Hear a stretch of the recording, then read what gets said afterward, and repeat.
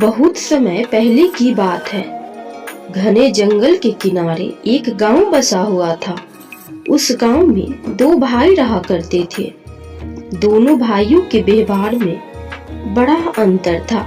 छोटा भाई बड़े भाई से बहुत प्यार करता था, लेकिन बड़ा भाई स्वार्थी, लालची और दुष्ट था। वह छोटे भाई से चिढ़ता था और सदा उससे बुरा व्यवहार किया करता था। बड़े भाई के इस व्यवहार से छोटा भाई दुखी हो जाता था, लेकिन उसके प्रति प्रेम के कारण वह सब कुछ सह जाता था और कभी कुछ नहीं कहता था। एक दिन बड़ा भाई लकड़ी काटने जंगल गया। वहां इधर उधर तराशने पर उसकी नजर एक ऊंचे पेड़ पर पड़ी। आज इसी पेड़ की लकड़ी काटता हूँ। ये सोचकर उसने कुल्हाड़ी उठा ली, लेकिन वह कोई साधारण पेड़ नहीं, बल्कि एक जादुई पेड़ था। जैसे ही बड़ा भाई पेड़ पर कुल्हाड़ी से वार करने को हुआ, पेड़ उससे विनती करने लगा, बंधु, मुझे मत काटो, मुझे बख्श दो। यदि तुम मुझे नहीं काटोगे तो मैं तुम्हें सोने के सेब दूंगा। सोने के सेब पाने के लालच में बड़ा भाई तैयार हो गया। पेड़ ने जब उसे सोने के कुछ सेब दिए तो उसकी आंखें चौंधी आ गई। उसका लालच और बढ़ गया। वह पेड़ से और सोने के सेब की मांग करने लगा। पेड़ के मना करने पर वह उसे धमकाने लगा, यदि तुमने मुझे और सेब नहीं दिए तो मैं तुम्हें पूरा का पूरा काट दूंगा। यह बात सुनकर पेड़ को क्रोध आ गया। उसने बड़े भाई पर नुकीली सुइयों की बरसात कर दी। हजारों सुइयां चुभ जाने से बड़ा भाई दर्द से कहार उठा और वहीं गिर पड़ा। इधर सूर्यास्त होने के बाद भी जब बड़ा भाई घर नहीं आया तो छोटे भाई को चिंता होने लगी। वह उसे खोजने जंगल की ओर निकल पड़ा। जंगल पहुंचकर वह उसे खोजने लगा। खोजते खोजते वह उसी जादुई पेड़ के पास पहुंच गया। वहां उसने बड़े भाई को जमीन पर पड़े कहारते हुए देखा। वह फौरन उसके करीब पहुंचा और उसके शरीर से सुइयां निकालने लगा। छोटे भाई का प्रेम देखकर बड़े भाई का दिल पसीज गया। उसने अपने व्यवहार पर पछतावा होने लगा।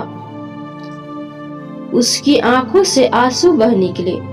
वह अपने छोटे भाई से माफी मांगने लगा। उसने वचन दिया कि आगे से कभी उसके साथ बुरा व्यवहार नहीं करेगा। छोटे भाई ने बड़े भाई को गले से लगा लिया। जादुई पेड़ ने भी जब बड़े भाई के व्यवहार में बदलाव देखा तो उसे ढेर सारे सोने के सेब दिए। उन सोने के सेबों को बेचकर प्राप्त पैसे में दोनों भाइयों ने एक व्यवसाय प्रारंभ किया, जो धीरे धीरे अच्छा चलने लगा और दोनों भाई सुख से रहने लगे।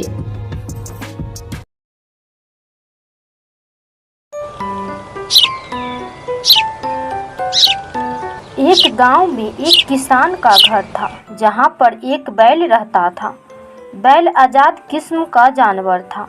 वह आजाद रहना और आजादी से घूमना चाहता था। एक दिन बैल किसान के घर से भाग निकला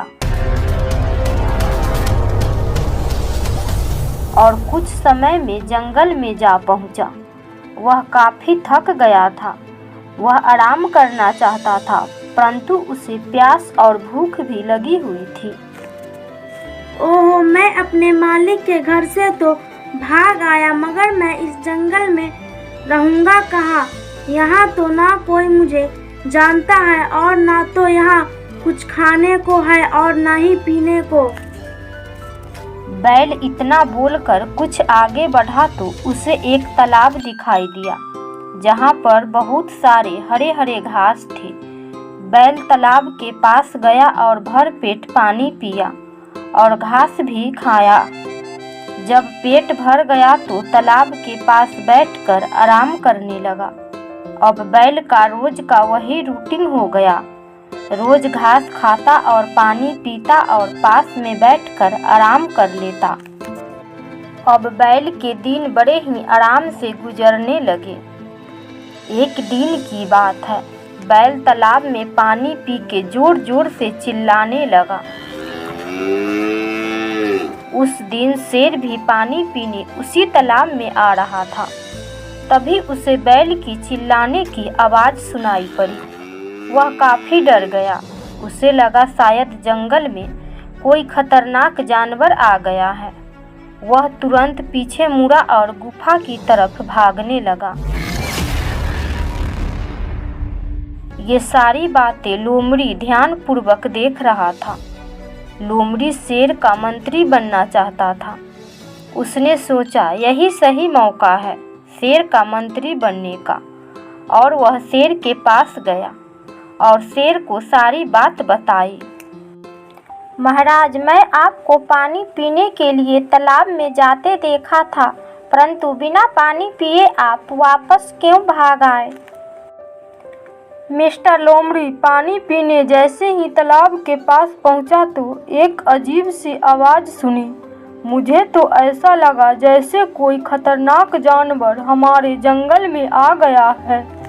महाराज, आप जिसे खतरनाक जानवर समझ रहे हैं वह एक बैल है जो कि गांव में पाया जाता है। अगर ऐसी बात है तो तुम कल उसे मेरे पास लेके आना। शेर इतना कहकर अपने गुफा में चला गया। कल सुबह होते ही लोमड़ी बैल को लेकर शेर के पास पहुंचा। शेर ने बैल से जंगल में आने का कारण पूछा तो बैल ने भी सारी बात सुनाई। उसके बाद दोनों साथ में ही रहने लगे। कुछ दिन बाद शेर ने बैल को अपना मंत्री बना लिया। बैल को मंत्री बन जाने से लोमड़ी को बड़ा दुख हुआ। वह सही मौके की तलाश करने लगा। कुछ दिन ऐसे ही बीत गए। एक दिन लोमड़ी शेर के पास आया और बोला, महाराज, मैंने अभी बैल को पड़ोसी के जंगल के शेर से बात करते सुना है। वह आपको मारकर जंगल का राजा बनना चाहता है। तो शेर नहीं माना, मगर बाद में लोमड़ी की बातों में आ गया और बैल को मारने की तरकीब सोचने लगा। थोड़ी देर में लोमड़ी बैल के पास पहुंचा और बोला, बैल भाई, शेर आपसे दोस्ती का नाटक कर रहा है। आज वह आपको मार कर खाने वाला है। आप संभल कर रहना। लोमड़ी इतना बोलकर वहां से निकल गया। बैल गुस्से से आग बबूला होकर शेर से मिलने के लिए गुफा की ओर आने लगा। लोमड़ी शेर से जाके फिर से उल्टा सीधा बोल दिया।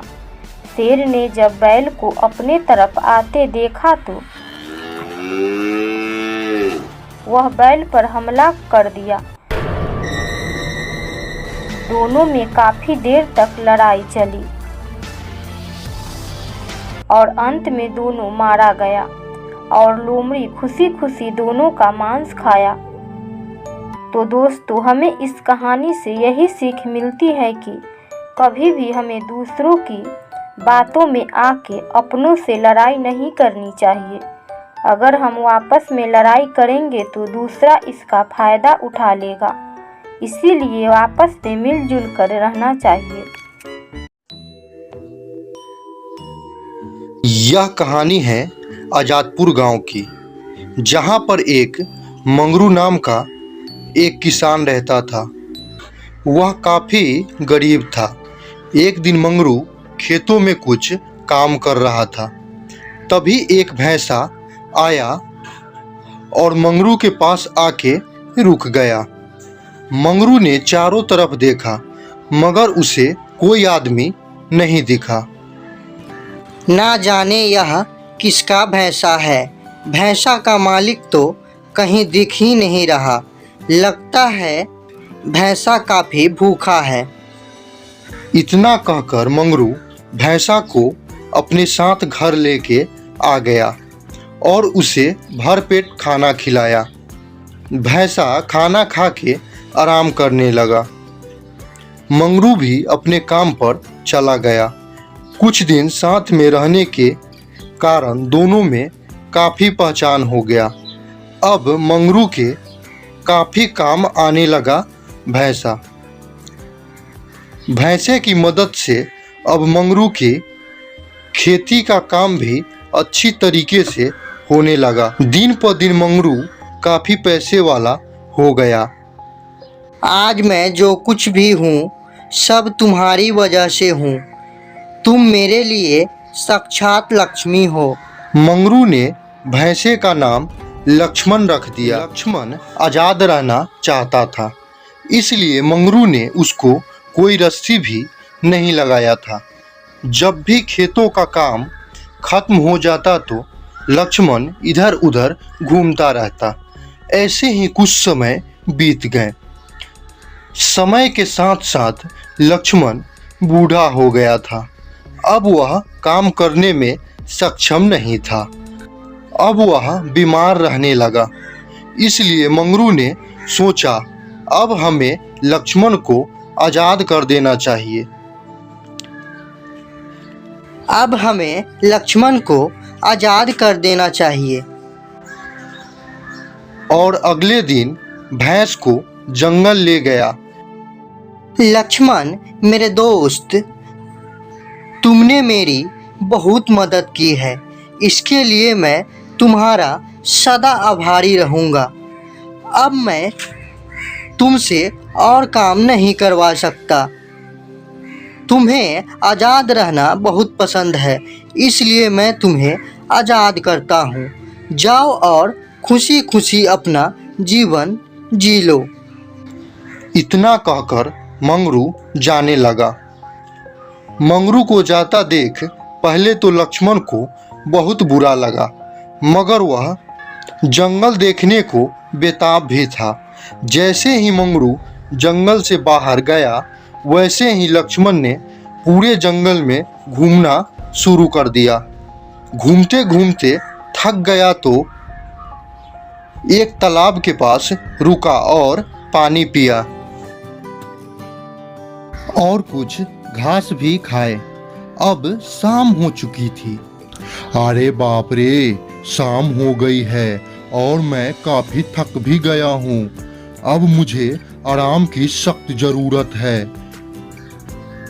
तभी उसे एक गुफा दिखाई दिया। लक्ष्मण गुफा की तरफ चला गया। अरे वाह, यह गुफा तो मेरे रहने के लिए पर्याप्त है और इसमें काफी गर्माहट भी है। हा हा हा, लगता है मैं काफी थक गया हूँ। अब मुझे आराम कर लेनी चाहिए। लक्ष्मण आराम करने लगा। ऐसे ही दिन गुजरने लगे। रोज गुफा से बाहर आता, घास खाता, पानी पीता और गुफा में चला जाता, मगर कोई था जो उस पर नजर रख रहा था और वह एक लोमड़ी थी। लगता है यह भैंसा इस जंगल में नया है, मगर काफ़ी हिम्मत वाला लगता है। या तो ये काफ़ी हिम्मत वाला है या तो मूर्ख है। इसे पता नहीं है कि यह किसके गुफा में रहता है। चलो थोड़ा मजा लिया जाए। लोमड़ी भैंसा के पास गई और बोली, मुझे लगता है कि तुम इस जंगल में नए हो। नहीं, मैं यहाँ रोज घास खाने और पानी पीने आता हूँ, इसलिए खुद को नया नहीं बोलूँगा। तुम मजाक काफ़ी अच्छा कर लेते हो, लेकिन तुम्हें पता नहीं है शायद कि इस जंगल में तुम्हारे जैसे छोटे छोटे जानवरों को हमेशा खतरा रहता है।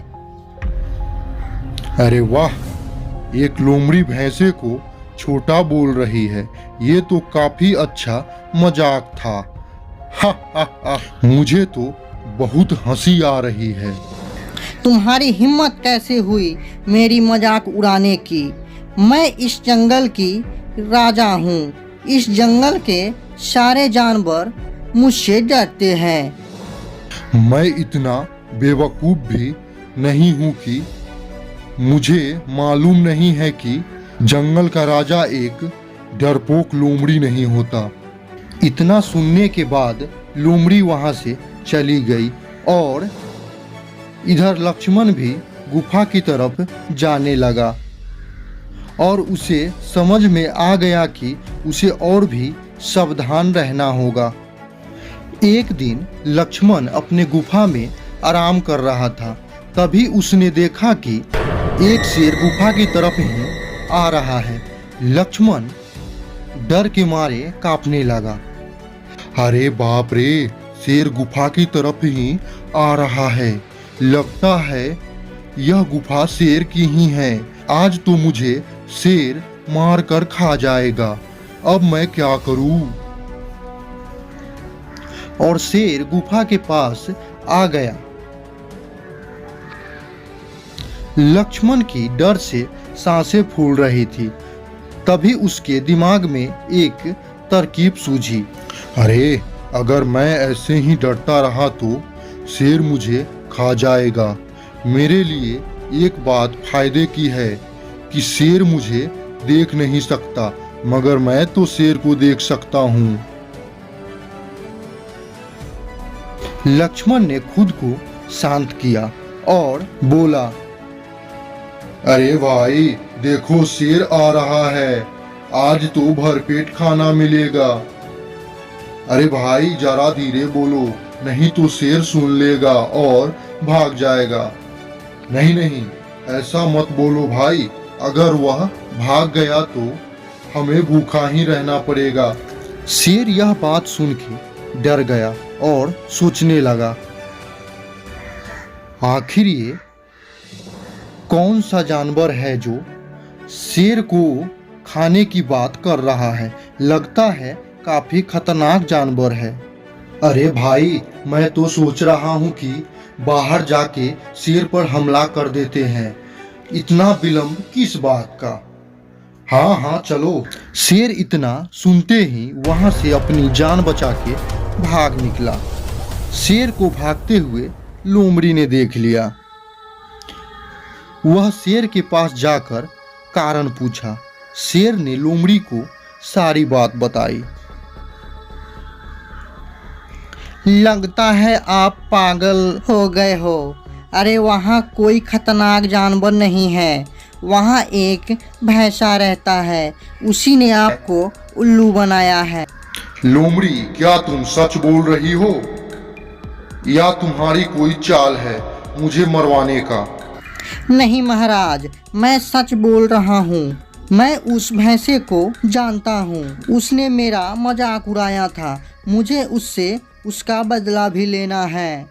जैसे तैसे करके लोमड़ी ने शेर को मना लिया और दोनों साथ में गुफा की ओर चल दिए। लक्ष्मण ने लोमड़ी और शेर को अपनी तरफ आते देखा तो वह सब कुछ समझ गया। जैसे ही दोनों गुफा के पास आए तो भैंसा फिर से बोला, अरे ओ बेवकूफ लोमड़ी, तुमने तो कहा था कि तुम 2 शेरों को लेके आओगे, मगर तुमने तो केवल एक ही शेर को लेके आई हो। अब बाहर खड़ा होके क्या कर रही हो? जल्दी से शेर को लेके अंदर आओ, बहुत जोर से भूख लगी है। शेर इतना सुनते ही वहां से भाग खड़ा हुआ। इतना बेवकूफ शेर तो मैंने आज तक नहीं देखा, और इतना बुद्धिमान भैंसा भी मैंने आज तक नहीं देखा। उसके बाद लोमड़ी भैंसे के पास जाके बोली, सच में भैंसा भाई तुम बहुत बुद्धिमान और चतुर हो। तुम मुझसे दोस्ती करोगे? भैंसे ने भी हामी कर दी और दोनों साथ में रहने लगे। तो दोस्तों, आपने देखा ना कि कैसे भैंसे ने मुसीबत के समय शांत रहकर और निडरता पूर्वक अपनी जान बचाई। इसी प्रकार हमें भी मुसीबत के समय शांत और निडरता से मुसीबत का सामना करना चाहिए। किसी नदी के तट पर एक वन था। उस वन में एक बंदर निवास करता था, जो वन के फल आदि खाकर अपना निर्वाह करता था। नदी में एक टापू भी था और टापू और तट के बीच में एक बड़ी सी चट्टान भी थी। जब कभी बंदर को टापू के फल खाने की इच्छा होती, वह उस चट्टान पर, उस टापू पर पहुंच जाता और जी भर कर अपने मन चाहे फलों का आनंद उठाता। उसी नदी में घड़ियालों का एक जोड़ी भी रहती थी। जब भी वह उस हष्ट-पुष्ट बंदर को मीठे रसीले फलों का आनंद उठाते देखती, तो उसके मन में उस बंदर के हृदय को खाने की तीव्र इच्छा उठती। एक दिन उसने नर घड़ियाल से कहा, प्रिय, अगर तुम मुझसे प्रेम करते हो तो मुझे उसका हृदय खिला कर दिखा दो। नर घड़ियाल ने उसकी बात मान ली। दूसरे दिन बंदर जैसे ही टापू पर पहुंचा, नर घड़ियाल टापू और तट के बीच के चट्टान के निचले हिस्से पर चिपक गया। वह बंदर एक बुद्धिमान प्राणी था और तट और टापू के बीच के चट्टान को देखा तो उसे चट्टान की आकृति में कुछ परिवर्तन दिखाई पड़ा। उसने तत्काल समझ लिया कि जरूर कुछ गड़बड़ी है। तथ्य का पता लगाने के लिए उसने चट्टान को नमस्कार करते हुए कहा, हे चट्टान मित्र, आज तुम शांत कैसे हो? मेरा अभिवादन भी स्वीकार नहीं कर रही हो। घड़ियाल ने समझा, शायद चट्टान और बंदर हमेशा बात करते रहते हैं, इसीलिए उसने स्वर बदलकर बंदर के नमस्कार का प्रत्युत्तर दे डाला। बंदर की आकांक्षा सत्य निकली। बंदर टापू में ही रुक तो सकता था, मगर टापू में उसके निर्वाह के लिए पर्याप्त आहार उपलब्ध नहीं था। जीविका के लिए उसका वापस वन लौटना अनिवार्य था। अतः अपनी परेशानी का निदान ढूंढते हुए उसने घड़ियाल से कहा, मित्र, चट्टान तो कभी बातें नहीं करती। तुम कौन हो और क्या चाहते हो? दंभी घड़ियाल ने तब उसके सामने प्रकट हो कहा, ओ बंदर, मैं एक घड़ियाल हूँ और तुम्हारा हृदय अपनी पत्नी को खिलाना चाहता हूँ। तभी बंदर को एक युक्ति सूझी। उसने कहा, हे घड़ियाल, बस इतनी सी बात है तो तुम तत्काल अपनी मुख खोल दो। मैं सहर्ष ही अपने नश्वर शरीर को तुम अर्पित करता हूँ। बंदर ने ऐसा इसीलिए कहा कि वह जानता था कि जब घड़ियाल मुख खोलते हैं तो उनकी आंखें बंद हो जाती हैं। फिर जैसे ही घड़ियाल ने अपना मुख खोला, बंदर ने तेजी से एक छलांग उसके सिर पर मारी और दूसरी छलांग में नदी के तट पर जा पहुंचा। इस प्रकार अपनी सूझबूझ और बुद्धिमानी से बंदर ने अपने प्राण बचा लिए।